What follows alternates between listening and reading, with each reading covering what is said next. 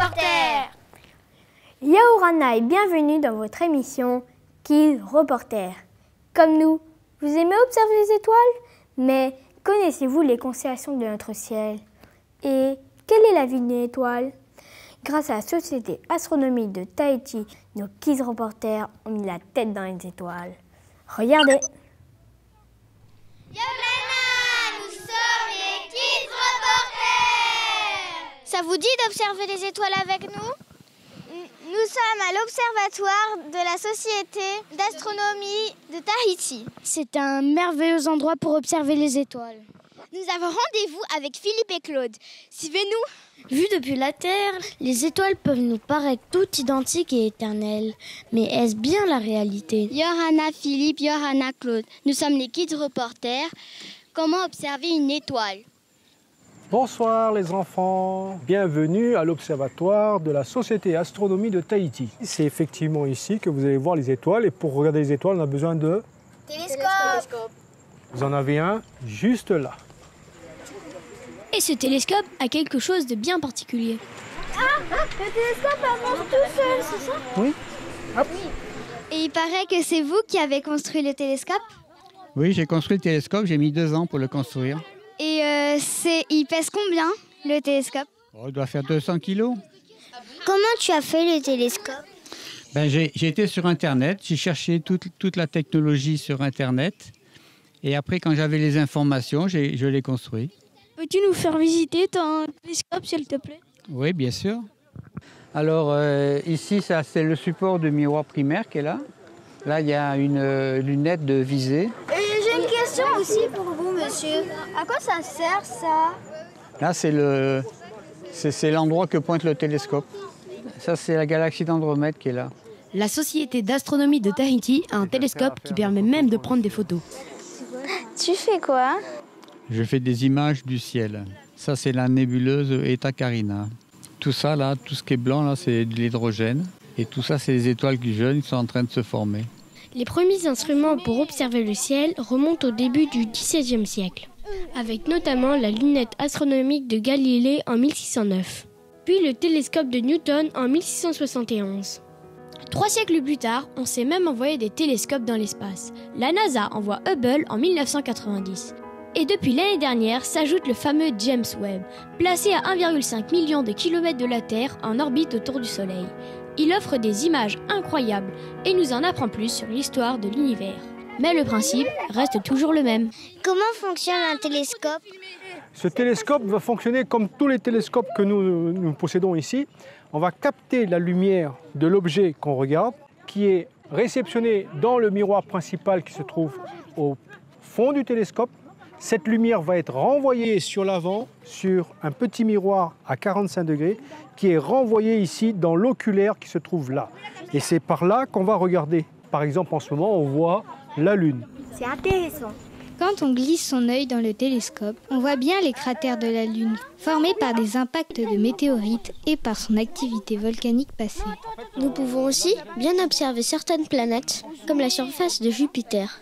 C'est la plus grosse planète de notre système solaire. Elle est si grosse qu'on peut même l'observer à l'œil nu. Et les étoiles, comment les repérer? Quand on écoute Philippe, ça paraît facile. Et là, on voit la constellation du Scorpion. Un petit peu dans les nuages, mais voilà Antares là-bas. Oh, on dirait une forme. Ah ouais, là, elle brille. Hein. Et là, vous allez remarquer Vega, Deneb, Altaïr, le signe. Ça fait un triangle. Voilà, le triangle d'été pour ceux qui habitent en France. Pour bien les repérer, il nous faut une carte du ciel. L'Union astronomique internationale a officialisé en 1930 88 constellations qui couvrent l'ensemble de la voûte céleste. Des constellations que nous verrons différemment en fonction de notre position sur Terre et de la période de l'année. Nous ne voyons pas les mêmes étoiles si nous sommes à Tahiti ou en France, ou si nous sommes en décembre ou en juillet. Puisque la Terre tourne sur elle-même et autour du Soleil, les étoiles nous donnent l'impression de tourner autour des pôles, mais c'est nous qui tournons. Ici à Tahiti, l'écliptique, c'est-à-dire l'équateur du ciel, passe au zénith ici, passe juste là. Ça nous permet de voir beaucoup d'objets par rapport à une personne qui se trouverait en métropole. Il verra la petite ours, l'étoile polaire, jusqu'à peu près le scorpion avant l'écliptique. Tandis que nous, non. Nous, on va prendre depuis la baleine, la constellation de la baleine, la constellation de la grande ours, tout ça on peut voir d'ici, jusqu'à le pôle sud. Le pôle sud se trouve là. Mais nous, bien sûr, si on vous filme les étoiles, vous ne verrez pas grand-chose. En revanche, à l'heure du numérique et du téléphone portable... Pour mieux voir les étoiles, on vous conseille de télécharger une application comme celle-ci. Philippe, tu peux nous expliquer? Celle-ci s'appelle Stellarium. Elle est gratuite, mais il en existe plein d'autres. Le scorpion, voilà le scorpion. Oh, Bah oui, c'est stylé. Le sagittaire, elle est juste au-dessus. Ah ouais. L'aigle, on peut se repérer au nord, au sud. Le cygne, regardez bien le cygne s'il est beau. Dans la mythologie grecque, il s'agit du dieu Zeus qui s'est transformé en cygne. Il s'est aussi transformé en taureau, en aigle. Beaucoup de constellations tirent leur nom de la mythologie, comme la grande ours. Ce serait la jeune Callisto que la femme de Zeus a transformée en ours.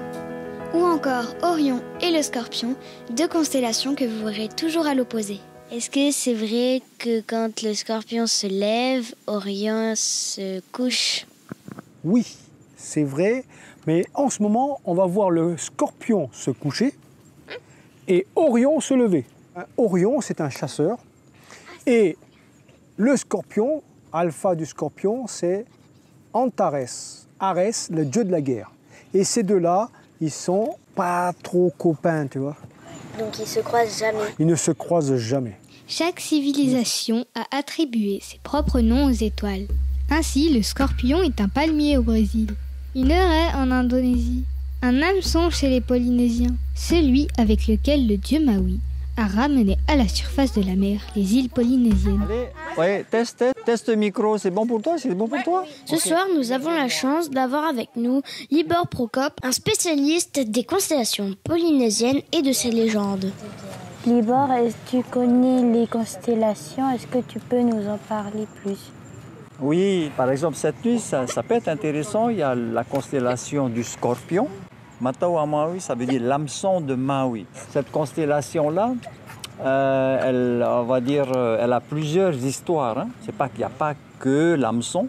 Il y a aussi l'histoire de pirogue, il y a aussi l'histoire d'oiseaux, cerf-volant, exactement. Et Teuo à Tafai, c'est-à-dire le cerf-volant de Tafai ou de Hiro. Et donc, derrière ça, il y a une histoire. Vous avez entendu parler de Pitirima? Donc, les deux enfants, le frère et la sœur, qui se sont enfuis dans la nuit. Et en fait, dans la constellation du Scorpion, là-bas, il y a deux petites étoiles dans la queue. Là. Ah oui. Ce sont les enfants, justement, qui se sont enfuis et puis qui se sont accrochés au fameux pauma, comme on dit, au cerf-volant. Hein? Et donc maintenant, ils vivent dans le ciel. Et la maman des deux enfants est aussi dans le ciel. Et elle représente Antares. Antares qui est le premier pilier du ciel dans la cosmogonie polynésienne, c'est-à-dire dans le champ de la création du monde. Anamua en polynésien. À l'opposé se trouve le second pilier du ciel, Anamuri, qui correspond à l'étoile Aldébaran dans la constellation du Taureau. Et au méridien, le poisson austral Atutei.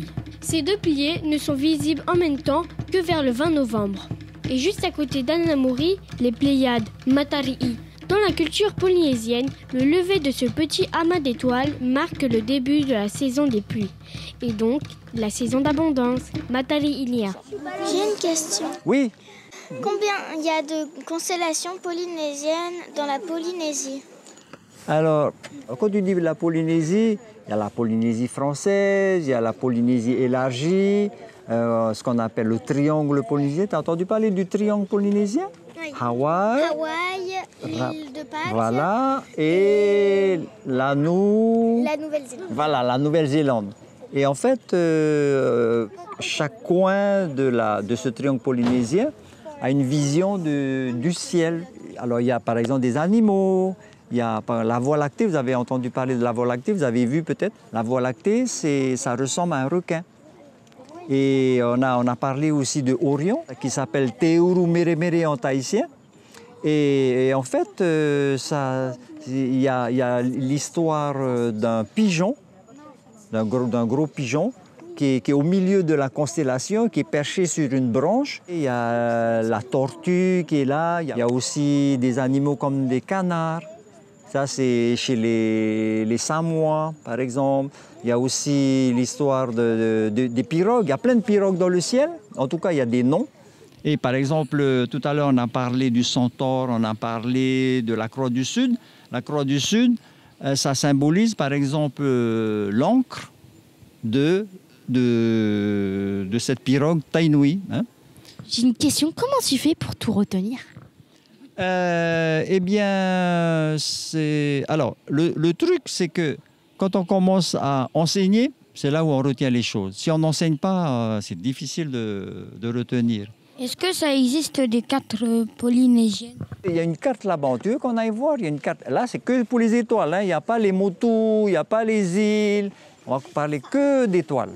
Alors là-dessus, tu as les noms des constellations. On voit des points. Voilà, on voit des points. Après, on voit des signes qui font des traits. Ouais. J'ai mis en rouge tous les piliers du ciel, enfin les 3 piliers du ciel d'abord, le Anamua, Namuri et puis Anaroto, les 3 piliers du ciel. Et donc en rouge, et les autres piliers du ciel, c'est en bleu. Pareil ici, en symétrique, ici tu as aussi le... Voilà. Donc c'est des indications comme ça qui sont intéressantes, quoi. Hein. Léo, c'est quoi déjà, Léo? Léo, c'est le lion. Le lion, voilà. La nuit portant clair, on peut compter à l'œil nu au moins 2500 étoiles dans le ciel. Avec des jumelles ou un télescope, on en voit des millions d'autres. Mais en réalité, rien que dans notre galaxie, la Voie lactée, on estime qu'il y en a déjà entre 200 et 400 milliards. Et elles sont bien plus loin que les planètes de notre système solaire. Tellement loin qu'on parle en années-lumière. Une année-lumière correspond à 10 000 milliards de kilomètres. Ce n'est pas du temps, c'est une distance. C'est la distance que va parcourir la lumière en une année. Donc, l'étoile la plus proche, on la voyait tout à l'heure, hein, elle était par là, c'est Alpha du Centaure. Elle est à 4 années-lumière. Sachant que la lumière se déplace à 300 000 km à la seconde, tu vas mettre 4 ans pour aller à l'étoile la plus proche. Quoi? Maintenant, Antares. Antares se trouve à peu près à 600 années-lumière. Si tu as un vaisseau qui se déplace à la vitesse de la lumière, il te faudra 600 ans pour arriver à Antares. 100 ans. Et ça, c'est la vitesse de la lumière, d'accord? Et d'autres étoiles sont à des millions, ou même des milliards d'années-lumière. Combien de temps vit une étoile? Alors, il faut savoir qu'une étoile vit en gros 20 milliards d'années. Je m'explique. Vous avez ici l'étoile qui est née dans un nuage qu'on appelle nébuleuse. Ce sont des immenses nuages de poussière et de gaz, principalement de l'hydrogène. Sous l'effet de la gravitation, les atomes d'hydrogène s'attirent. Quand 4 atomes d'hydrogène fusionnent, ils forment un atome d'hélium. Quand des millions d'atomes d'hydrogène se transforment en hélium, ça produit de l'énergie, et donc de la lumière. C'est ça, une étoile. En fonction de sa masse au départ, sa vie ne sera pas la même. Si c'est une étoile moyenne comme notre Soleil, lorsqu'elle n'a plus d'hydrogène à transformer en hélium, elle passe par plusieurs stades. Géante rouge, nébuleuse planétaire, avant de devenir une naine blanche. Ainsi, notre Soleil en est encore au premier stade de sa vie. Il a 4,5 milliards d'années et à peu près encore autant d'années à vivre avant de se transformer en géante rouge et englober tout le système solaire. Si c'est une étoile plus massive, comme Antares, qui est actuellement une supergéante rouge, 900 fois plus grande que notre Soleil, elle explosera en supernova et deviendra soit une étoile à neutrons ou même un trou noir. Comment on peut savoir ça, sachant qu'on n'en a pas encore découvert et l'univers n'existe que depuis 14 milliards d'années? Justement, c'est pour pouvoir voir. Les télescopes qu'on va fabriquer en ce moment, c'est justement pour pouvoir voir au-delà de 13 milliards d'années. En attendant, on analyse, on calcule, on émet des hypothèses. La science n'a pas fini de nous en apprendre. Et nous, les étoiles, on n'a pas fini de les admirer. Est-ce que tu as un message aux jeunes qui regardent les Kids Reporters? Oh oui, un gros message. Et merci aux Kids Reporters de vous intéresser à l'astronomie, que ce soit l'astronomie classique ou l'astronomie polynésienne. Et j'espère, hein, je crois même, je suis même sûr que vous allez prendre la relève. Compte sur nous, Libor. J'espère que vous avez aimé ce guide reportage et, comme nous, que vous avez plongé la tête dans les étoiles. Nana, c'était les Guides reporters. Merci de nous avoir suivis. Avant de nous quitter, voici la question du jour. Comment s'appelle la constellation des Pléiades dans notre ciel polynésien? Réponse 1, Taurua. Réponse 2, Anamuri. Réponse 3, Matari'i. Si vous n'avez pas réponse, revisionnez le reportage en replay sur le site internet polynésie.lapremière.fr. Et continuez de nous suivre, les Kids Reporters, sur YouTube, Facebook et Instagram. À la semaine prochaine!